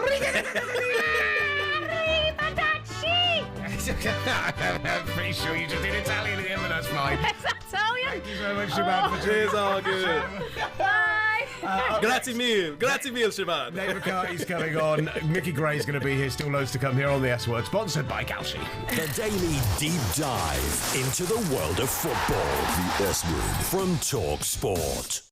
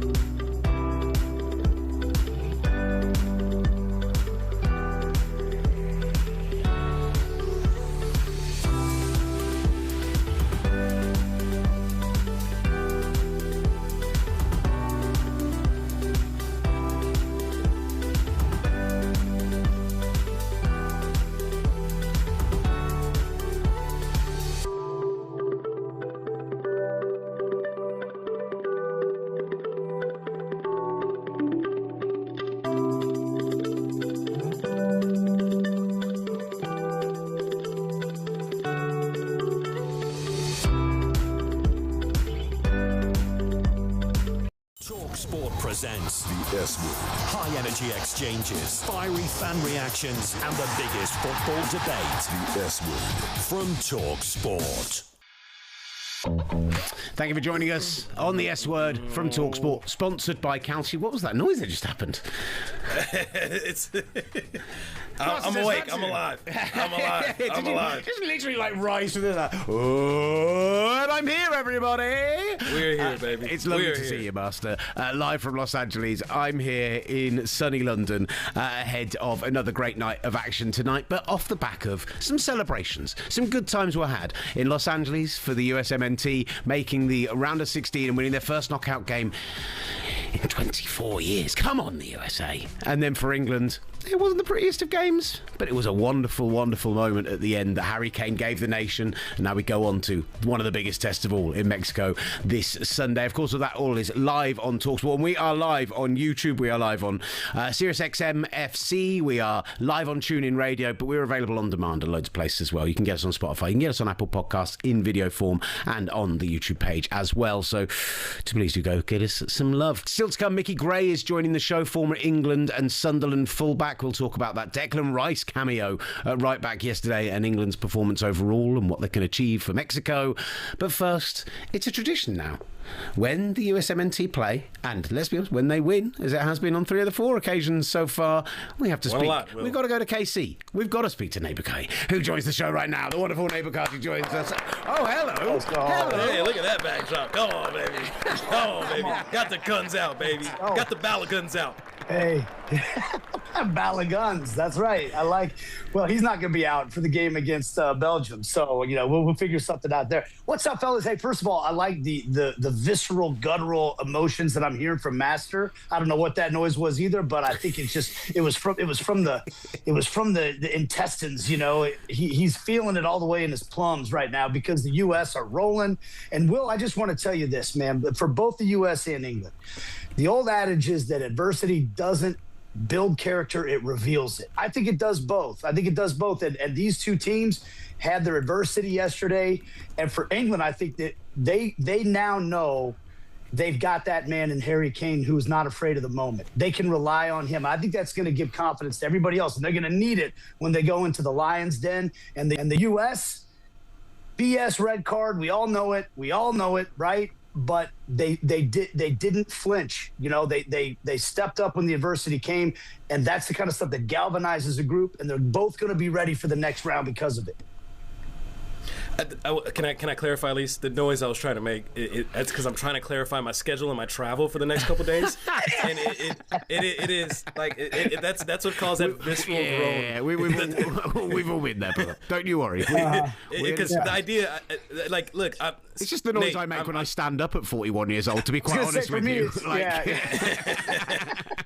Nate, I'm genuinely excited for Seattle, and I'm trying to find every way possible to go back to Seattle because what a ride this has been so far, and being at a point right now where we saw our first knockout win since 2002, making it to the round of 16, having a revenge game potentially against Belgium here from what happened in 2014, the stakes couldn't be any better, higher, greater than what we have in store. Americans love the narrative. You're like a revenge game. Oh, it's all about the journey, baby. It's all about the journey. This is a revenge game. It's all about the journey. I don't think anyone else in the States is going, that Belgian game from 2014, was it? Oh, that's what we're all thinking about. But I like the you're not bulletin board material. Nate, you with me here, aren't you? Listen, I've couched it the same way. And I've kind of laughed at myself in doing it because typically when you talk about revenge, you're like righting a wrong. Like, what was the wrong? Belgium, how dare they be so much better than us back in 2014? We owe them for that. Yes. But in truth, I do think that this is a chance to show how far we've come in that period of time. And I think that's kind of the bigger story here. It's not really revenge so much as it is this is a chance for us to show as a nation that we, in fact, have made a lot of progress. Now, I also think this Belgian team is not as good as that team was back in 2014. I think that they are there to be had. And I think the U.S., it's a real bummer that Balogun's not going to play. But I believe Ricardo Pepi is capable of stepping up. Or if it's Haji Wright, it's Haji Wright. I think this team has confidence. They're playing on home soil. I think that their prospects are much better this time around than the last time they faced Belgium. And plus, their chocolate's overrated. Let's be honest about it. Yes, there you go, Nate. Yes. Hey, who's got the better waffles? Is it an American Waffle House or is it the Belgians? Like, these are the things that really matter here, guys. We got better French fries, better waffles. When our waffles are involved, we have better fights. I don't know if you've seen that, but at the Waffle House, it's going down. Yes. So, fighting waffles, we're better at. Couldn't agree more. And we've talked a lot about this, the performances and being down a man and still looking like the better side against Bosnia and Herzegovina. I do want to. The one thing that we've continuously discussed on is the back line and Matt Freese. When being tested, if they could hold up. How would you rate the performances of Tim Ream, Chris Richards, Matt Freese, and that entire back line of being able to hold a clean sheet down a man? Hey, they kept a clean sheet against Australia as well. I did not think this team was going to really be keeping clean sheets at all during this competition.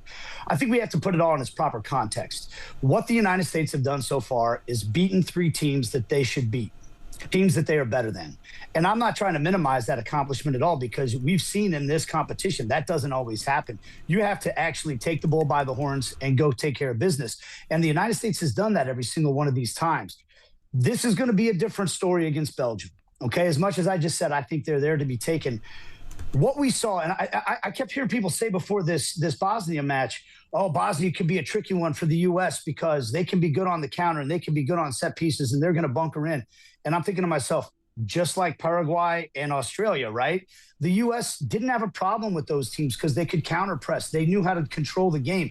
And even with the red card, they were never really threatened to lose this game. This is going to be a different style of match. And this is where we find out, can the United States win a game in which they're not the team that's the protagonist the entire team? They're not going to be on the front foot the whole game. They're going to have stretches in this game where they keep Belgium pinned in.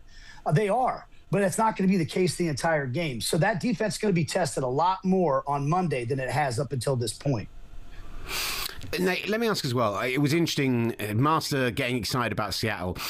We've been planning. I went into a World Cup planning meeting this morning, and we're figuring out what the next few stages are. It's always difficult before we know if England are going to be through or not, right? One of our comms teams is going to be in Philadelphia for the 4th of July game for Paraguay, France, where we're going to see a huge pre-game celebration. There's going to be the American national anthem. There's going to be a flyover. Obviously, the French, had a hand in everything that happened way back then as well. I think it's all fair to say. I mean, over here, we didn't really study that history until Hamilton, but, we're aware of the French involvement. Is there a little part of you that's gutted that you guys aren't playing on the 4th of July in Philadelphia, or are you all about that Seattle home crowd, which is so sensational? That's a great question. I know this much. I am going to be hosting the FIFA Fan Fest in Kansas City on the 4th of July. And so the backdrop you guys see on my screen right now is the view from the National World War I Museum, which exists in Kansas City. And it's an amazing structure. It's where the Fan Fest is. There's going to be a big flyover here. And the history there, guys, is the fact that out of all of the National War Museums in the United States, the only one that doesn't exist in Washington, D.C. is the National World War I Museum in Kansas City. And it honors the history of the entire war, not just the Americans' involvement in it. They have a poppy field in the museum there. Every poppy represents 1,000 soldiers who died during the war. And I think you guys in the UK know the significance. I know the significance of the poppy mostly because of watching the Premier League and hearing the conversations about how important it is to wear the poppy. So I'm going to be hosting that. And I'm really glad I get to do that all day without dealing with the United States playing at the exact same time, to be perfectly selfish about it, So, yeah, it would be cool to do it on the 4th, but I'm glad we're doing it the way we're doing it. I am too. In being able to go back to Seattle, the atmosphere, the energy, it's going to be a huge advantage for this team, especially in a game in which we're going to need everyone and we're going to need everything from everyone to make up for the fact that Balogun's not going to be there. You touched on the point, if it's going to be Pepe or Haji Wright. And we also saw against Australia, as you mentioned there, last time we were in Seattle, a different formation, 4-4-2 with 2 strikers up top. Is there a certain way that you're leaning in terms of how we should approach Belgium tactically? Yeah, I want to see Ricardo Pepi out there. I do. I'm a fan of his, and I've heard a lot. I was debating with some of my buddies last night. Some said, hey, if you go Haji Wright, maybe it's a little more similar profile, and you can play the way that you did with Balogun. Again, I think it's going to be a different match, so I don't really care about the way that that Balogun played versus the way Pepe plays. And I really don't care about the fact that Pepe didn't have a great game against Turkey. I'm not going to judge a guy in a glorified exhibition game in which he was surrounded by other backups. He has played really well with the first team when he has played with them from time to time and in big moments. And I thought even we saw a glimpse of how well he and Christian Pulisic combined with one another in that first friendly in the 2 send-off games against Senegal, if I remember correctly. A lot of it's running through in my head now. He looked really, really good in that game. And I know that's a friendly as well, but that's with a more representative lineup around him of what we'll see. He's a good player. He's a better player, in my opinion, than Haji Wright. So I want to see him up there. And I think he's going to be ready for the moment. It's interesting for me because you talked about when he came in for the Australia game, and what I found so fascinating about that performance is he came in and I thought it was going to be a real strict 4-4-2. That was last night when you were missing players. I really thought it was going to be a strict 4-4-2, but actually a lot of the time he took up that space on the left-hand side Christian Pulisic tends to take up, and actually a lot of the time he was drifting inside and doing that kind of role. It's almost like Mauricio Pochettino was like, we're not going to go away from our identity just because the players are different. Is there a world where maybe we see him come in, but we see Christian Pulisic kick inside, where we see him moving outside a bit, where actually it becomes a bit more fluid up front? I love the fact that you use the word fluid, Will, because that to me is the definition of the way things have worked under Pochettino. And I think that's why it's hard to pin down. Some people have argued whether or not they're playing in a back 3 or a back 4. And my buddy Tony Miola, I thought, said it best. He's calling it a fluid 4, right? Because the responsibilities that you see from Freeman on the right-hand side of that back line versus the responsibilities you see from Robinson are very different. Robinson's a two-way player right now. He's getting up and back, whereas Dest has had the freedom to stay high. So obviously it depends when you're in possession and out of possession. And I think that's why I mentioned earlier, I loved the way that Pepe and Pulisic combined in that Senegal match, where Pepe felt free to drift over to that left-hand side. And when that happens, Pulisic can tuck inside. And I think they have the freedom to interpret the game and see what it calls for. And I think that makes them very difficult to defend too. And I think that they're both they have an understanding of one another and how they want to play together. So I think it is fluid. I think we can get hung up on, okay, is it 2 up top? Is there a false 9 underneath? Those guys are going to be moving around through the course of the match in ways that hopefully will cause some problems for the Belgian defense because it's not so predictable.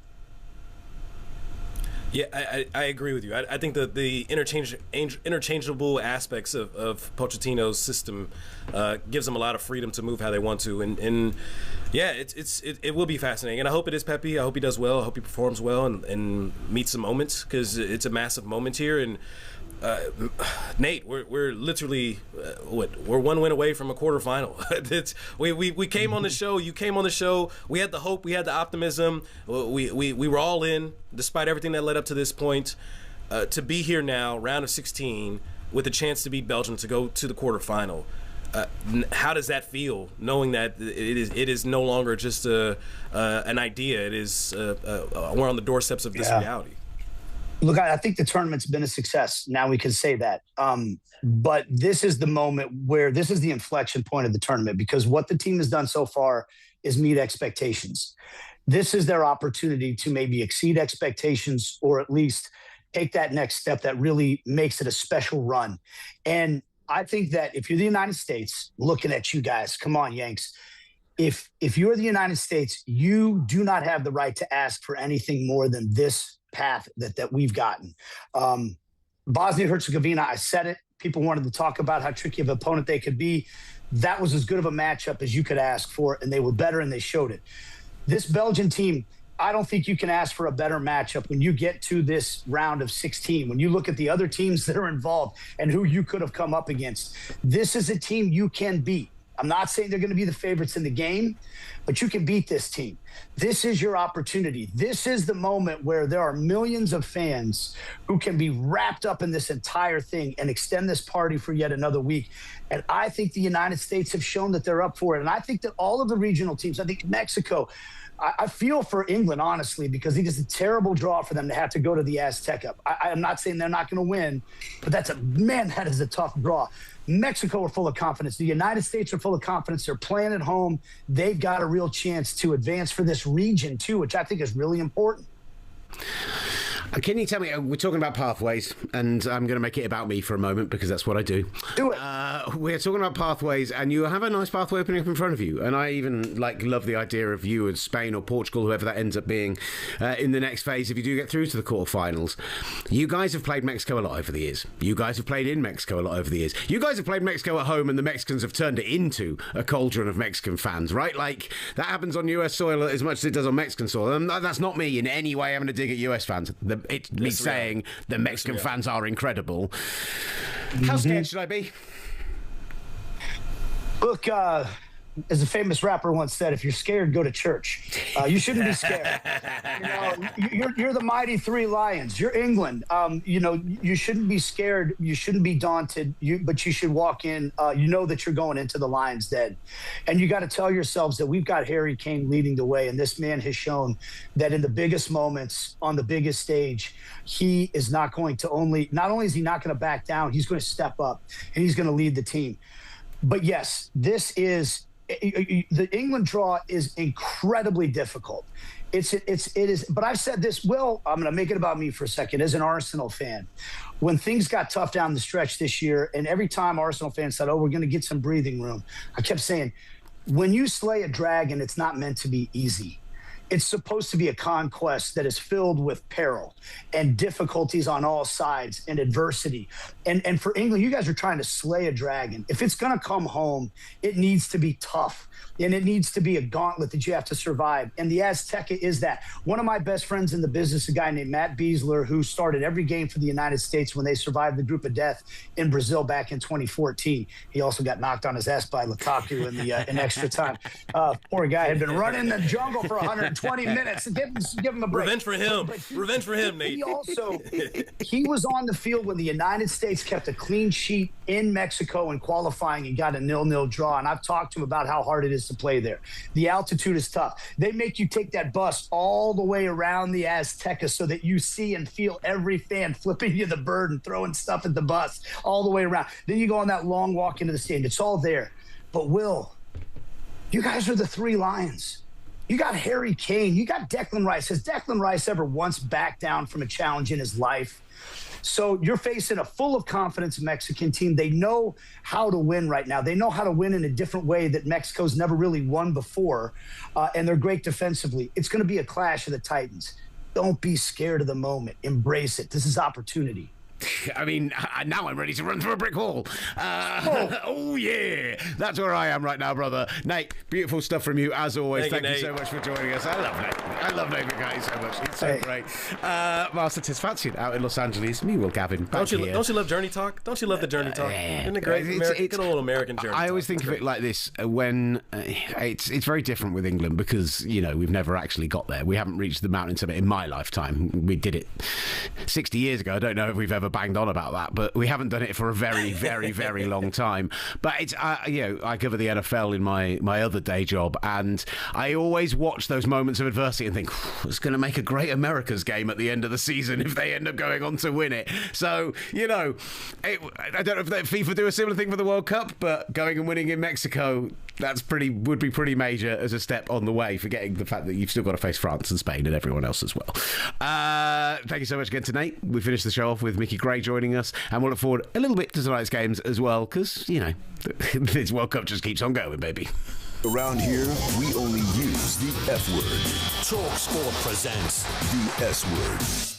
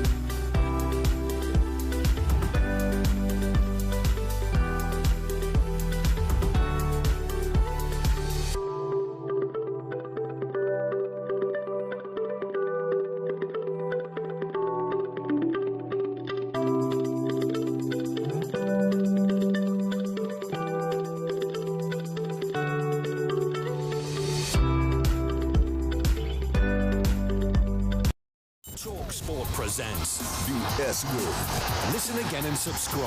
Wherever you get your podcasts. And on the talkSPORT USA YouTube channel.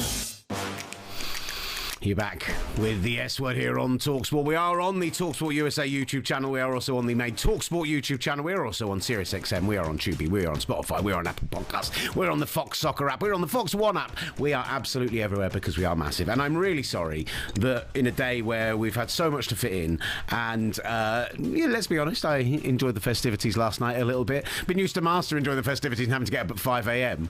I'm complaining now about us having to do it in the middle of the day. But I have ignored the chat. Brother, it has been a morning. So I will get in there in the chat, just check if we've got any, just to round off the end of the show today.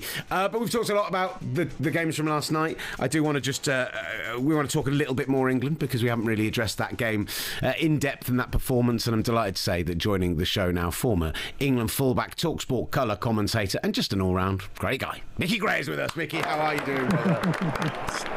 How you doing, fellas? Well, it's been a long time, but you're looking great, my friends. Oh, buddy, that's such a lovely thing to say. I very nearly did a heart thing. I was just, I cancelled that myself. I stopped myself from doing it. It got so unky. Yeah. I was throwing up my diamonds. That's what I was doing. That's what I was doing. Oh, God. Anyway, Mickey, lovely to see you. What did you make of England last night?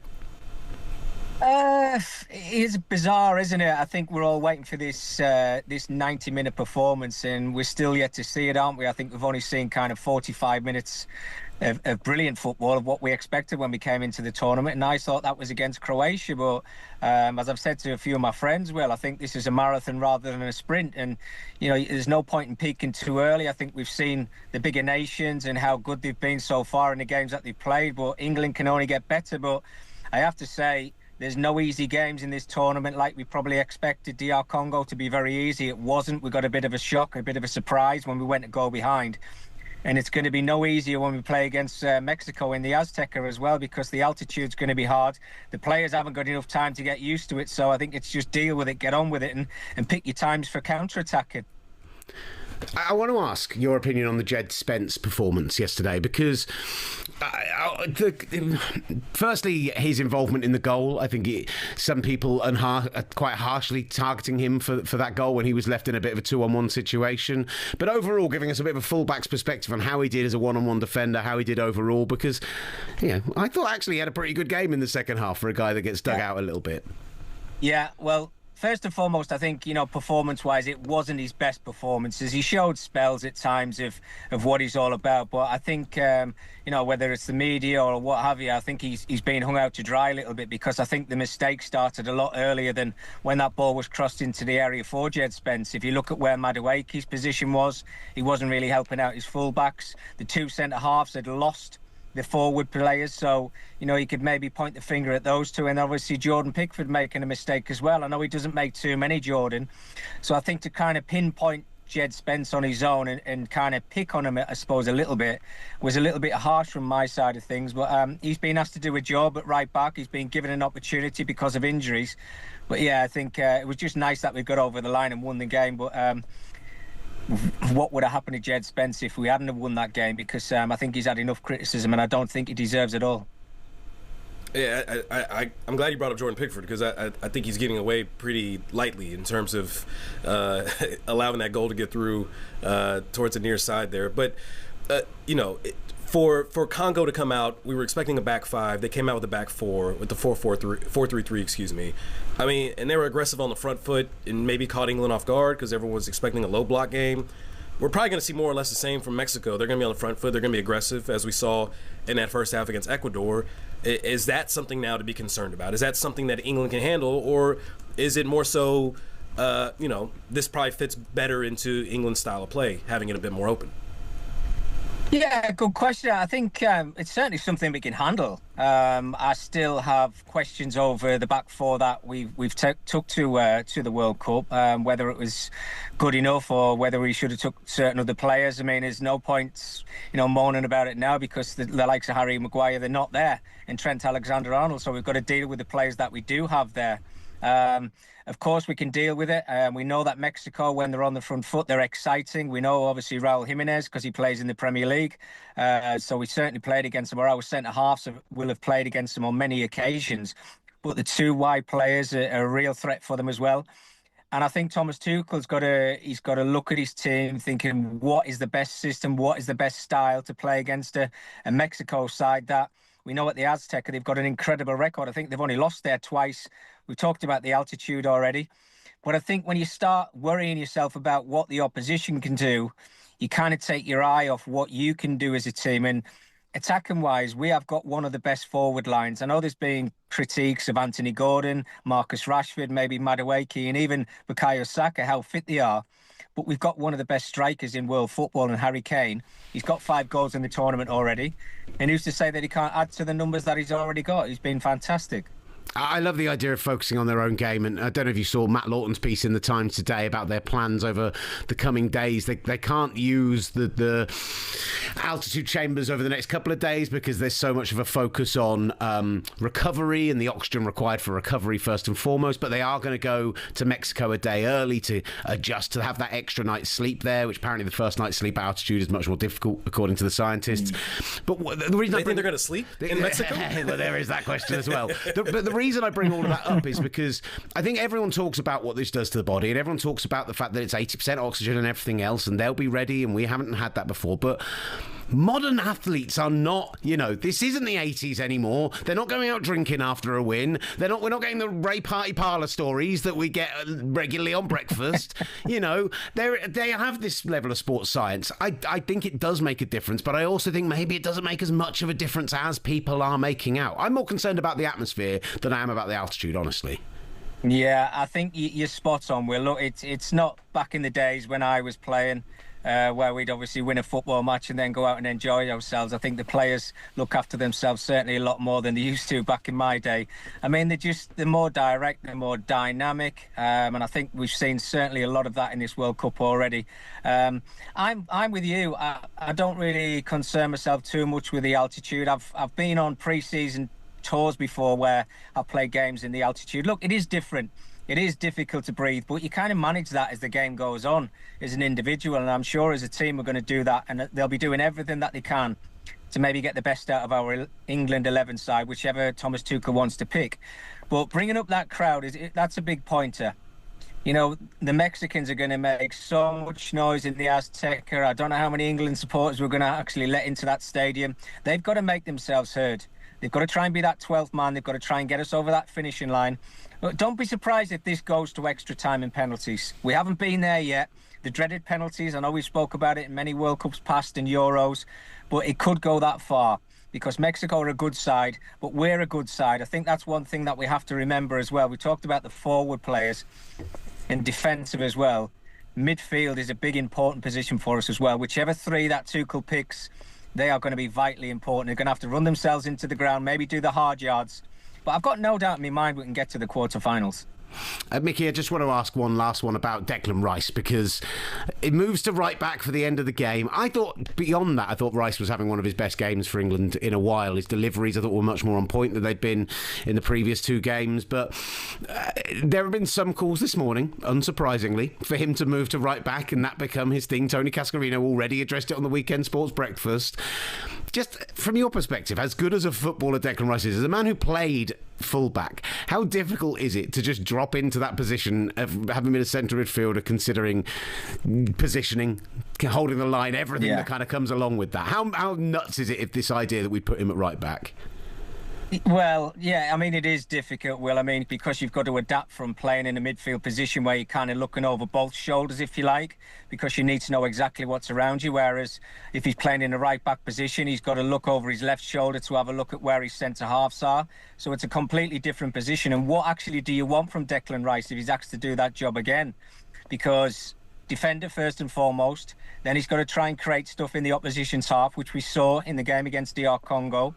When he got the opportunity, we know he's got the ability and the qualities to adapt and change from a central midfield player to a right back. But then what do you do in midfield? No, is it an opportunity for somebody like Kobbie Mainoo to start one of the games? We've got a squad of players there. We've got to try and use them to the best of our ability. But I'm talking about Declan, he's one of the players that I think you could go to and ask him a question and say, look, I need you to play in a certain position. He would do it. He just loves playing for his country. He's not let anybody down. I think you're right in saying it was probably his best performance of the tournament so far. He looked a little bit tired at the end, but that's understandable. He's not the only player who's been tired in the tournament. They've got plenty of time to recover. And if he's asked to do that, I think if I was a fullback, if I was Jed Spence now, and Thomas Tuchel was probably picking a midfield player in front of me, I think I'd be scratching my head at that one and thinking, well, why am I here? I didn't have my best performance, but you kind of feel a little bit let down, to be honest with you. But you've got to do it for the team. Thomas Tuchel has to pick his best 11, and 11 who are going to have to run themselves into the ground. If he thinks Declan Rice is best at right back, he has to do it. The wonderful Mickey Gray joining us on the S Word. Thank you so much, brother. Have a wonderful rest of your day. I know you've got a few games coming up for us as well, so we look forward to hearing you as well. The brilliant Mickey Gray joining us on the S Word. Master, as always, we have run out of time. It's never a quick wrap on this. Few good games tonight, so there'll be loads to react to on tomorrow's show. And you've got to get yourself sorted for Seattle, so go figure it out, mate. We're going to be there. The battle Seattle, baby. I'm convinced. It's coming down. It's coming down. Wonderful stuff. Thank you so much for joining us on the S Word. Check us out on all the social channels, YouTube, everywhere else. We love to hear from you. Full show will be out a little bit later on as a podcast. In the meantime, this is the S Word, sponsored by Kalshi. From kickoff to the full-time whistle, talkSPORT presents the S Word.